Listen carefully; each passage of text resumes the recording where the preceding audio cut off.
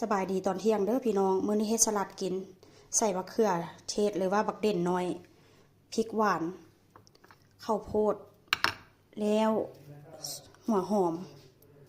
อันนี้ก็เป็นปลาทูน่าเนาะแล้วกันนี้เป็นชีสพี่น้องชีสนี่ก็ก้อนนี้ประมาณ400 บาทชีสของแพะแล้วก็หัวอันนี้ก็อันผักขมหรือว่าผักหอมเด้อพี่น้องมื้อนี้เฮ็ดสลัดกินคนละจานอาหารจานแรก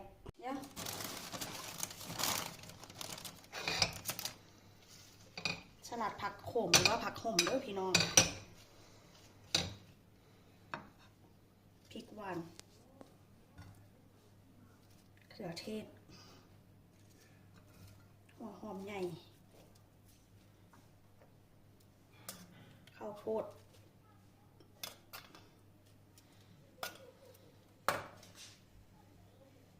อันนี้ก็เป็นชีสเด้อเป็นชีสที่ค่อยตัดแล้วก็ใส่ปลาทูน่าลงไปอันสุดท้ายก็ใส่น้ำส้มใส่เกลือแล้วก็ใส่น้ำมันแล้วก็จบอาหารจานแรกนะนี่เด้ออย่างนู้น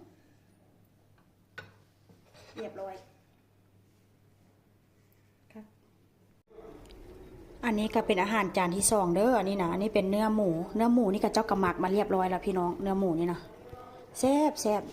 แล้วก็จะกินไส้กรอกน้ำมื้อนี้นะไส้กรอกไก่ไส้กรอกยัดใส่กะจิทอดอันนี้กินกับอันนี้กับไส้กรอกแล้วก็มีอ้อมไก่น้ำเด้อ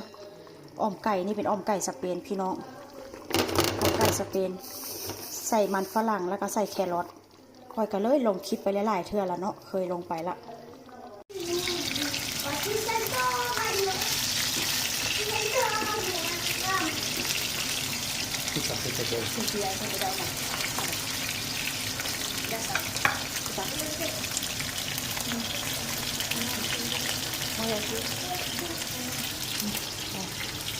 No, no me choca la pena.